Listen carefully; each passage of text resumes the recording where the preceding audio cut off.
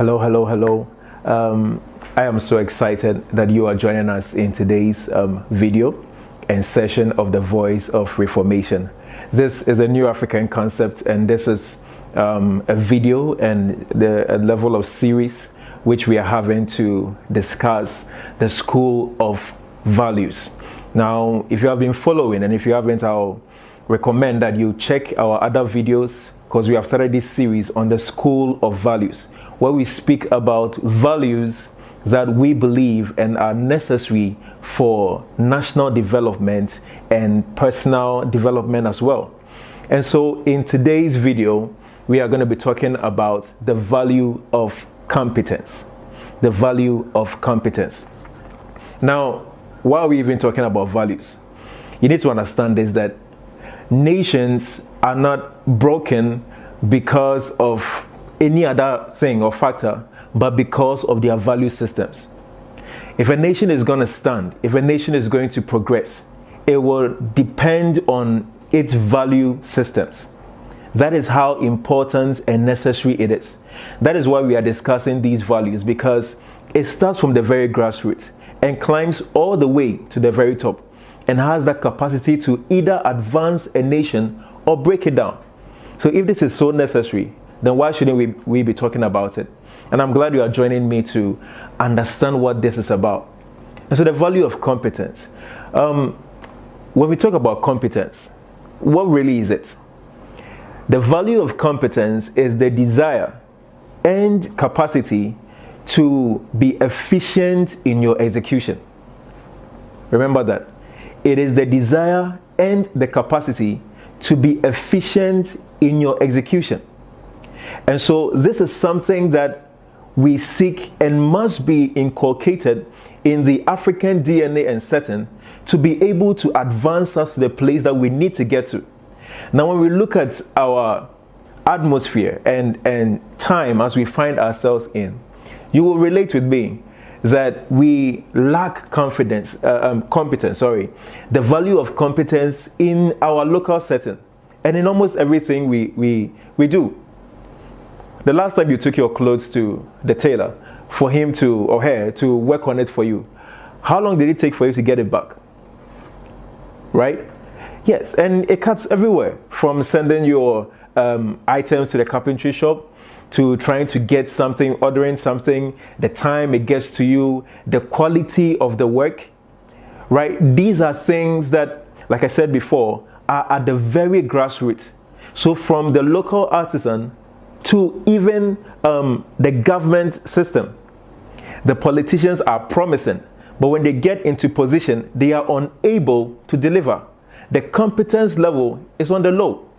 And so we must begin to understand how important this is. That's why we call it value, because it is what it is. It is valuable. And so when these things are allowed to thrive, what happens? It begins to affect our productivity as a nation, our ability to get things done, because you may bring forth something, but the aspect of its sustainability becomes the problem. And so what happens is that anytime we produce a product or offer a service, over time, when competence is missing, whatever comes forth from the effort we put in is not sustained. And so what happens is that it becomes something that happens or is procured in the now. It cannot be sustained for generations. That seems to be the issue of Africa at the moment. We start something, we try to advance it, but it is never sustained enough for the next generation to enjoy of it. And that is something that is needed for nations as a whole to be sustained and to progress on, because nations progress on foundations they lay for their generations. And so these are things that we need to be looking at. So how competent are we? Because if this thing is missing, like I said, the productivity is gone, the foundations are weak, there is that lack of attraction for even investors to come in and begin to want to know what is happening, want to invest in what is going on, because they must test whatever service or product that is coming out of our efforts. And competency is what assures that. So when this is missing, this is what begins to break down and keep us in that loop of continual and cyclical poverty and economic drought. So we must begin to consider the necessity and the strength of these things. So when competence is missing, these are some of the effects and consequences that we face when we do not value competence in our daily activities. And so from the teacher to the student to the professional in the office, you go to these offices and there's this lackadaisical attitude to attending to you and getting things done. And that is a problem. So how do we go about all of these things? As I'm talking, don't be too quick to look on the external. Look at yourself as well. How competent have you been in the execution of your duties? In the work that you do, whatever field you find yourself, how competent are you in there? And so remember the definition I gave to competence. It is a desire, not just a desire, but the capacity. So when we talk about the capacity, what am I talking about exactly? There are two things: knowledge and skill. The combination of these two is what will give you a competent man. And so if you are going to be a competent person, or if we are going to cultivate the value of competence, we must begin to pay attention to what it is that feeds this value, which are knowledge and skills.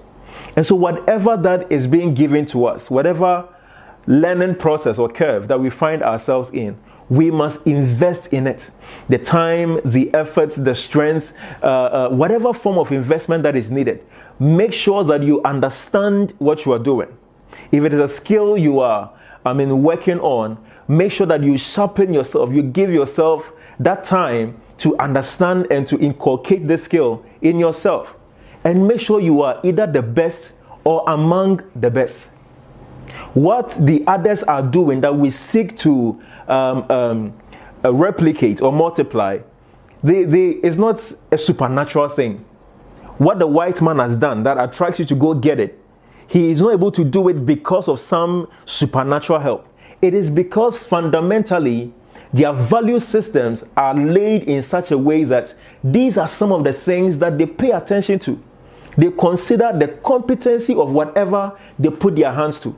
And as long as they are men and do not bleed with green, and all of us bleed in red, we too can do that. So I want to encourage you, whatever field you find yourself in, delve deeper than whatever you are exposed to. Don't just subject yourself to what you are given. You are in a field, you are studying to become a professional in a particular field. Go beyond the certification. Understand this. Don't just spend time in what you are doing. Invest in it. Know beyond what you are exposed to. So spend time beyond what you are given in class. Spend time to go beyond that. Understand why you are learning what you are learning. And that is where competence begins to breed. When you go the extra mile to understand, why am I studying this? Why am I being taught this? Of late, we have been circulating these questions, and it's unfortunate the kind of conclusion we have come to. What am I talking about? We start to ask ourselves, so right now, what does pi r squared have to do with what I eat in the morning or how I go about my activities? I did all those stuff in school, the biology of cockroach and the dissection of a rabbit or a mouse. I grew up and I realized that now I'm not doing anything that is related to what I studied in school. And we laugh over it and we think it's funny and we conclude that school is not necessary. But you realize that if you take time to understand why these things are included in our curriculum, it would make some sense to you. Because it is science. It helps you to understand what is going on around you. It opens up your knowledge, it opens up your understanding, and helps you to really interact with what is around you and walk as a person of understanding. And so these are things that we must begin to appreciate, and the perspective we must begin to alternate to understand what these things are about. So that's on the knowledge aspect. Now, on the aspect of the skill, whatever you are taught, you can do better. Whatever you find yourself in, you can do more. When you cultivate the value of competence, what does it do for you personally? And in the long run, the nation? It makes you a trustworthy person. You can't be trusted. And when you are trusted, opportunities are open to you. And so, dear viewer, as you watch me and listen to me, I believe that certain thoughts have started being stirred in your mind concerning these things. Don't just end with this video. Think about it. Share with friends. Initiate a conversation in the offices. Initiate a conversation with your friends. When you do that, you are a competent citizen. You are on the journey to being a competent citizen. So cultivate this habit. Cultivate this value. And when you do it, and the next viewer does it, and the next viewer does it, we all will begin to cultivate and harness the power of national development. God bless you, and thank you for tuning in and watching this video. We are the New African Concept. This is the voice of reformation. Watch out for the next episode. We'll be touching on even more values. Do well to like this video, comment on it. We really like to know what you think. Share with friends.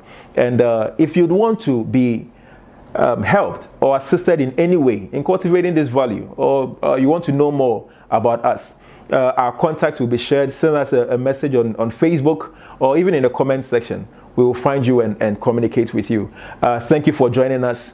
And the transformation of nations is never a mystery. I believe in Ghana. We all believe in Ghana, and so should you. Thank you for joining us. See you next time.